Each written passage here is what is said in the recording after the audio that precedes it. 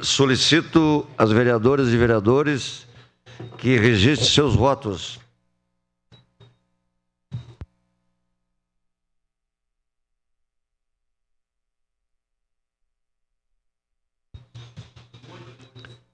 Vereador Meneguzzi vota sim. Vereador Meneguzzi vota sim. Favorável, vereador Ues. Vereador Velocino Ues vota sim. Vereador Renato votou sim. Vereador Fiuza vota sim. O projeto de lei complementar número... Encerrada a votação.